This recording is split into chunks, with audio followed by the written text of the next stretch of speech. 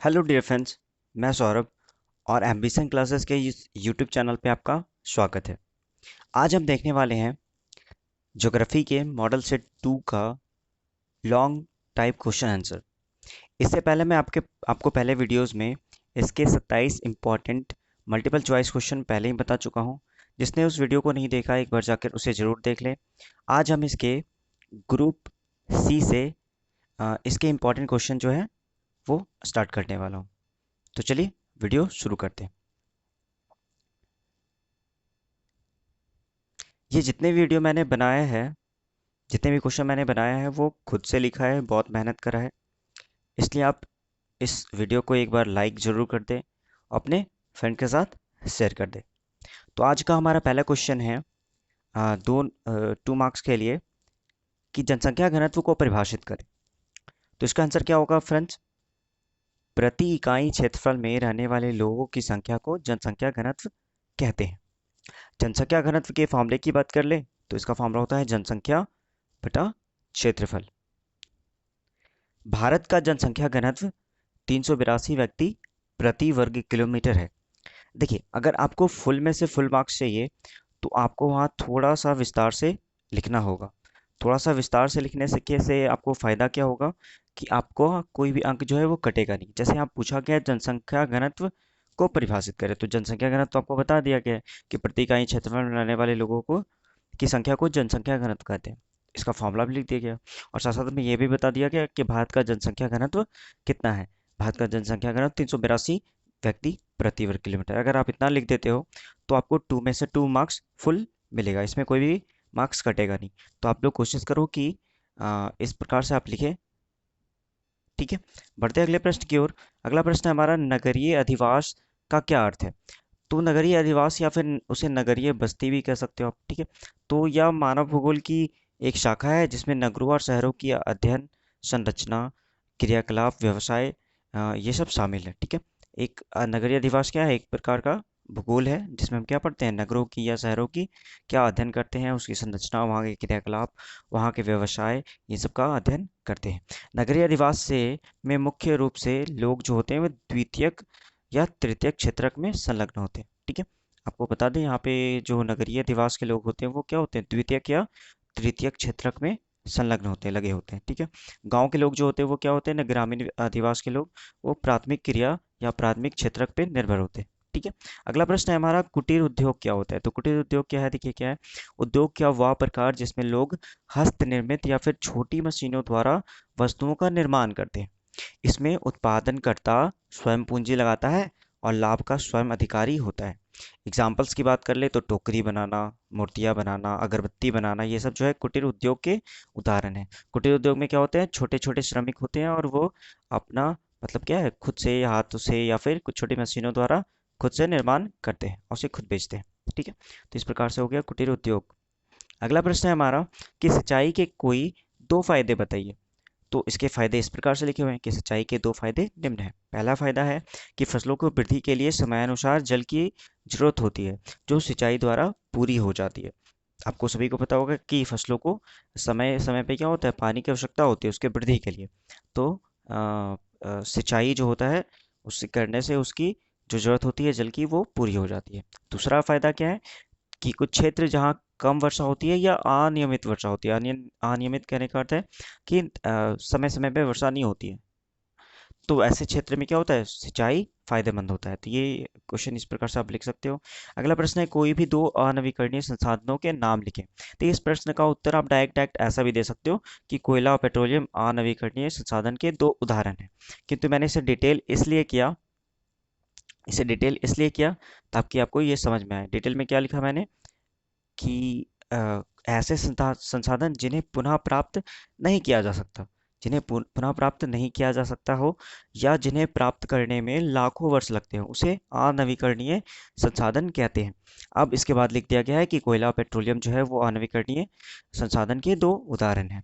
अगला प्रश्न हमारा है, कोयला के 4 प्रकार कौन से हैं? इसके 4 प्रकार हैं, एंथ्रेसाइट, बिटुमिनस, लिग्नाइट और पीट। इसके बारे में थोड़ा सा डिटेल आप जरूर देख लें। इसके बारे में थोड़ा सा मैं बताता हूँ जो आपके ऑब्जेक्टिव क्वेश्चंस के लिए भी इंपॉर्टेंट है। एंथ्रेसाइट जो होता है वो सबसे अच्छा, सबसे उच्च गुणवत्ता वाला कोयला होता है, ठीक है। आपसे अगर पूछ दिया जाए कि सबसे उच्च गुणवत्ता वाला कोयला का कौन सा प्रकार है, तो आपको बताना है एंथ्रेसाइट, ठीक है ना। इसमें लगभग लगभग 94 से 98% जो है वो कार्बन की मात्रा पाई जाती है। दूसरा, आपको यहाँ पे ये ध्यान रखना है कि लिग्नाइट जो है वो भी कोयले का एक प्रकार है, जो भूरे रंग का होता है, इसलिए इसे भूरा कोयला या भूरा हीरा के नाम से भी जाना जाता है। ये आपको ध्यान रखना है, ठीक है। इस प्रकार से इसके 4 कोयले के प्रकार हो गए: एंथ्रेसाइट, बिटुमिनस, लिग्नाइट और पीट, ठीक है। बढ़ते अगले प्रश्न की ओर। अगला प्रश्न हमारा मानवीय क्रियाकलाप से आप क्या समझते हैं। तो मानव अपनी आजीविका यानी कि रोजी रोटी चलाने के लिए जो कार्य करता है उसे मानव क्रियाकलाप कहते हैं। उदाहरण देख ले तो उसके हो गए उदाहरण कृषि, पशुपालन, मजदूरी, ये सब, ठीक है। अगला प्रश्न है हमारा डेयरी कृषि कृषि की कोई 3 विशेषताओं का वर्णन करें। डेयरी कृषि जो है वो पशुपालन के अंतर्गत आता है, ठीक है। इसमें क्या विशेषताएं वो देख लीजिए। डेयरी कृषि की निम्न विशेषताएं हैं। क्या विशेषताएं भाई। डेयरी कृषि में दुधारू पशुओं को पाला जाता है। दुधारू पशु मतलब जिससे दूध की प्राप्ति होती है, जिससे दूध प्राप्त होता है, ठीक है। इसमें अधिक पूंजी की आवश्यकता होती है। पशुओं की देखभाल जो देख रेख होती है वो पूरे साल करनी पड़ती है। पशुओं को चराने और दूध निकालने के लिए अधिक श्रम की आवश्यकता होती है। और साथ साथ में ये भी देखा गया है कि डेयरी कृषि जो है मुख्य रूप से नगरों यानी कि शहरों में केंद्रित होते हैं, ताकि वहाँ पे उन्हें मुख्य रूप से बाजार में मिल जाए वस्तुओं को बेचने के लिए, डेयरी उत्पादन को बेचने के लिए, ठीक है। तो इस प्रकार से ये डेयरी कृषि के कुछ विशेषताएं हो गई। अब देखो यहाँ पे क्या ध्यान देने वाली बात है, आपसे 3 विशेषताएं पूछी गई है, ठीक है। 3 विशेषताएं पूछी गई है, लेकिन मैंने यहाँ पे 5 विशेषता लिख दी। 5 विशेषताएं लिखने से फायदा क्या हुआ कि आप अगर 1-2 विशेषता भूल भी जाओ तब भी आप 3 तो कम से कम याद रखोगे जो आप लिख दोगे। और अगर आपको 5 में 5 विशेषताएं अगर याद है तो आप पाँचों लिख डालो, ताकि यहाँ पे भी क्वेश्चन नंबर जो है कटने के कोई चांस ना हो। आपको एग्जामिनर जो है चेक करने वाला फुल में से फुल मार्क्स दे, ठीक है। अगला प्रश्न है हमारा जनसंख्या परिवर्तन के 3 प्रमुख कारकों की व्याख्या करें। तो जनसंख्या परिवर्तन के 3 प्रमुख कारण इस प्रकार से हैं। जन्म दर। जन्म दर क्या होता है, तो प्रति 1000 स्त्रियों द्वारा जन्म दिए जीवित बच्चों के रूप में व्यक्त किया जाता है, ठीक है ना। कि 1 वर्ष के अंतर्गत या फिर कितने समय अंतराल में कितनी स्त्रियों ने जीवित बच्चों को जन्म दिया, उसे जन्म दर कहते हैं, जिसे जनसंख्या परिवर्तन होता है।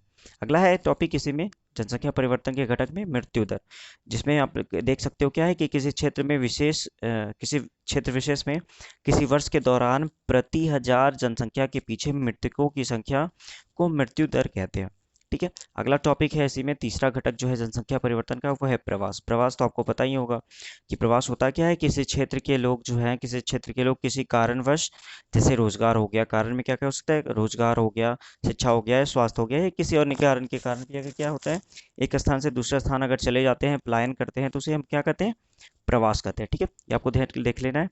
प्रवास भी जो है वो जनसंख्या परिवर्तन का मुख्य घटक है, ठीक है। इस प्रकार से 3 घटक हो गए। अगला प्रश्न है हमारा जल संसाधनों की कमी के लिए कोई 3 उत्तरदायी कारकों की व्याख्या करें। जल संसाधन की कमी, जल की कमी तो आजकल बहुत ही आम बात हो गई है, ठीक है। तो इसके मुख्य कारण क्या है, क्या क्या है देख लीजिए। पहला तो हो गया कारक बढ़ती जनसंख्या। आपको सभी पता है बढ़ती जनसंख्या के कारण जल की कमी हुई है। जल सीमित मात्रा में उपलब्ध है और जनसंख्या वृद्धि ने जल के उपयोग बढ़ा दिए, जिससे जल की कमी हुई है। आप ऐसा लिख सकते हो। अगला टॉपिक ये क्या है, अ, जल प्रदूषण। पृथ्वी के 71% भाग में जल है, जिसमें 97% समुद्री जल है, 2% हिम शिखर है और 1% जो है वो पीने लायक जल है, जिसे भी प्रदूषित कर दिया जा रहा है, जिससे जल की कमी हुई है। अब देखो सिंपल सी बात है, 71% भाग में जल है और उस 71% को अगर हम मान लें 100%, तो 100% में 97% तो क्या है, समुद्री जल है। 97% समुद्री जल होने के कारण क्या है, सिर्फ 1% जो बचाता है वो क्या होता है, पीने लायक जल होता है। अगर उसे भी प्रदूषित कर दिया जाए तो जल की कमी तो होगी होगी, बिल्कुल। तो जल प्रदूषण भी क्या है, जल की कमी के कारण है। तीसरा है अनियमित वर्षा। आपको पता है कि भारत में अनियमित वर्षा के कारण भी क्या होता है, जल की कमी हुई है। इसके अलावा देखो मैंने एक टॉपिक और लिख दिया, पेड़ों की कटाई। इसके बारे में आप डिटेल से लिख सकते हो कि पेड़ों की कटाई के कारण क्या होता है, यहाँ पे वर्षा कम होती है या नियमित रूप से वर्षा नहीं होती, वगैरह वगैरह आप लिख सकते हो। आप जहाँ तक कोशिश करो इसे बढ़ा चढ़ा के ज़्यादा अधिक पेज में लिखो, ताकि आपको अच्छे मार्क्स, फुल में से फुल मार्क्स आपको मिल सके। अगला प्रश्न है हमारा 38 नंबर, जल प्रदूषण क्या है। भारत में जल प्रदूषण के कोई 2 स्रोतों का उल्लेख करें। तो देखो क्या है, जल प्रदूषण क्या होता है, जल की गुणवत्ता में होने वाली कमी को जल प्रदूषण कहते हैं, ठीक है। जल की गुणवत्ता में होने वाले प्रदूषण, गुणवत्ता क्या हो गया, जैसे अच्छा पानी है, अब वो पीने लायक ना रहा है, पीने लायक ना रहे पानी तो उसे हम जल प्रदूषण कह सकते हैं। इसके मुख्य स्रोत क्या हो गए, तो मुख्य स्रोत क्या हो गया, जल प्रदूषण का मुख्य स्रोत जो है वो घरों और उद्योगों से निकलने वाले कचरे हैं, जिसे सीधा नदी नालों में बहा दिया जाता है। इस कारण से क्या होता है, जल प्रदूषण होता है। दूसरा प्रदूषण का कारण क्या है कि सामाजिक और धार्मिक रीति रिवाज, जैसे कि पानी में शव बहाना, अस्थियां प्रवाहित करना, पवित्र नदियों में स्नान करना, मूर्ति विसर्जन करना, ये सब जो है, जो हम धार्मिक असामाजिक क्रियाकलाप या रीति रिवाज मानते हैं, उसके कारण भी जल प्रदूषण हुआ है। ठीक है। इसके बाद अगला जो प्रश्न है हमारा, वो है वर्षा जल संरक्षण की विधियां बताइए। जल की कमी हमारे लिए एक विकट समस्या है। भारत में बहुत हिस्सों में जल की समस्या रही है।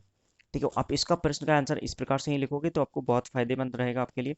इसमें आंसर कैसा लिखा हुआ है, प्रश्न है कि वर्षा जल संरक्षण की विधियां बताएं। तो मैंने डायरेक्ट विधियां नहीं लिखी यहाँ पे, क्योंकि ये जो प्रश्न है 3 नंबर का इंपॉर्टेंट रहने वाला है आपके लिए। तो इसका आंसर कैसे लिखा मैंने कि हाँ, ये जल की कमी जो है हमारे लिए बहुत बड़ी समस्या है, बहुत सारे क्षेत्रों में इसे देखा गया है। तो क्या है, ऐसे में वर्षा जल संग्रहण जो है वो हमारे लिए बहुत ही महत्वपूर्ण हो जाता है। अब उसके बाद लिखा मैंने क्या कि वर्षा जल संग्रहण की निम्न विधियां हैं। ठीक है। इसके बाद जो है इसकी कुछ विधियां के बारे में लिख दिया गया है, छत वर्षा जल संग्रहण, खादीन, भूमिगत टैंक बनाना, वगैरह वगैरह। तो आप इसे डिटेल से एक बार पढ़ लें। ठीक है। मैं वीडियो ज़्यादा लंबा नहीं बनाना चाहता। आप इसे, अगर इस सारे क्वेश्चन आंसर को आप लिखना चाहते हो तो इसका आप स्क्रीनशॉट भी लेकर देख सकते हो। नहीं तो एक ऑप्शन है आपके लिए कि मैं इन सभी को अपने एक टेलीग्राम चैनल पे इसका पीडीएफ जो है आप लोग के लिए अपलोड कर दूंगा, और टेलीग्राम का लिंक जो है वो आपको डिस्क्रिप्शन बॉक्स में उसके लिंक मिल जाएंगे। आप सीधा सीधा टेलीग्राम से जुड़ जाइएगा तो आपके इम्पॉर्टेंट जितने भी पीडीएफ हैं, क्वेश्चन आंसर है, वो सभी वहाँ पे प्रोवाइड कर दिया जाएगा। ठीक है। बढ़ते हैं अगले प्रश्न की ओर। अगला प्रश्न है जो हमारा है वह है भारत में खनिजों के वितरण की व्याख्या करें। तो ये देखिए 40 नंबर जो प्रश्न है वो आपका 7 मार्क्स का प्रश्न होने वाला है। कितने मार्क्स का, 7 मार्क्स का। तो ये आपको, ये थोड़ा सा विस्तार से आपको लिखना है, ज़्यादा बेटर बड़ी तरीके से लिखना है, ताकि आपको यहाँ पे भी अच्छे मार्क्स मिल सके। तो क्या है, देखिए ध्यान से, भारत खनिजों में से संपन्न देश है। यहाँ पे खनिजों का भंडार है, आप लिख सकते हो। यहाँ 100 से अधिक प्रकार के खनिज पाए जाते हैं। 100 से अधिक, सोच लो आप कितने खनिज हैं यहाँ पे। और ऐसा नहीं है कि अभी ऐसा खनिज है, ये हमारी मतलब हड़प्पा सभ्यता से आप देख लो, यहाँ पे खनिज मिले हैं बहुत सारे। ठीक है। भारत में खनिजों का वितरण भी एक समान नहीं है। एक समान नहीं है मतलब विभिन्न जगहों पर ये बटा हुआ है। कहाँ कहाँ है, तो देख लो, भारत का अधिकांश खनिज जो है वो छोटा नागपुर पठार, कहाँ, छोटा नागपुर पठार, जो हमारे झारखंड एरिया में आता है। ठीक है ना, झारखंड के जो पठार है वो छोटा नागपुर पठार कहा जाता है। छोटा नागपुर पठार और दक्कन पठार में पाया जाता है। इसके बाद क्या लिखा हुआ, भारत के प्रमुख खनिज और उनका वितरण इस प्रकार है। उसके बाद मैंने क्या किया, कुछ खनिज जो यहाँ के प्रमुख खनिज है उसके बारे में लिख दिया। जैसे कि हो गया कोयला, तो कोयला सर्वाधिक झारखंड, सॉरी यहाँ पे थोड़ा मिसप्रिंट है, लिखने में थोड़ा सा दिक्कत हो गया, झारखंड, प्रयास सही कर लोगे। ठीक है, झारखंड सही नहीं है, इसको आप करेक्ट कर लोगे। झारखंड और पश्चिम बंगाल में पाया जाता है। ठीक है।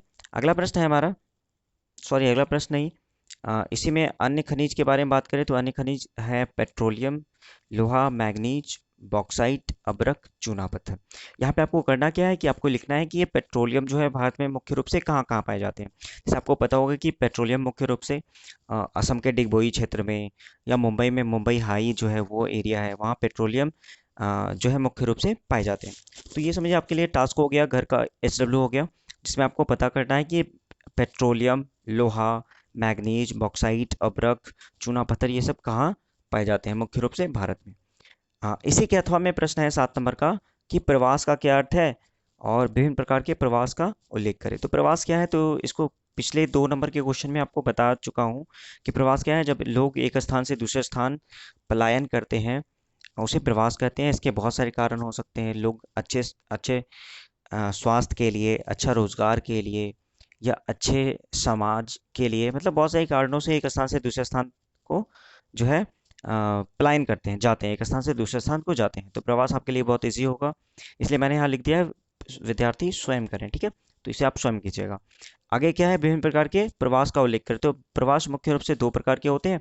एक होता है आंतरिक प्रवास, जिसमें क्या होता है, आंतरिक प्रवास जिसमें होता क्या है कि जो लोग होते हैं वो देश के अंतर्गत ही, देश के अंदर ही एक स्थान से दूसरे स्थान जाएंगे। जैसे हो गया क्या, एक नगर से दूसरे नगर जाना, गांव से शहर जाना, ये सब चीज़ें हो गई जो आपको आंतरिक प्रवास में देखने को मिलता है।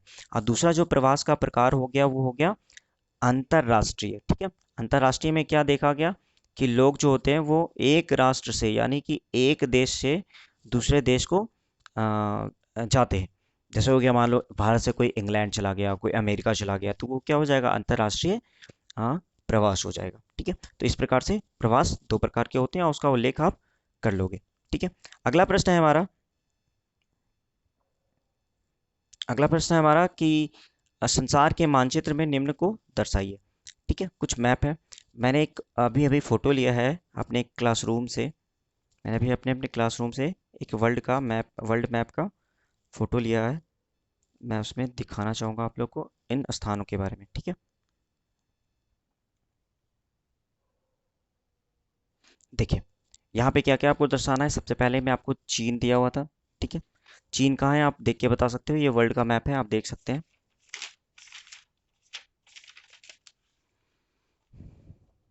जी, अगर आपको पता है, आपने देखा है, तो आपको पता होगा कि भारत के जस्ट ऊपर जो ये ग्रीन कलर में ये जो देश दिख रहा है ये चीन है आपका। ठीक है, ये आपका एरिया चीन हो गया। तो आपको कुछ नहीं करना, आपको वहाँ पे वर्ल्ड का मैप आपको दिया जाएगा, जिसमें से आपको सिंपली करना क्या है, इसे ऐसे एरो बना करके एरो बना देना है यहाँ पे।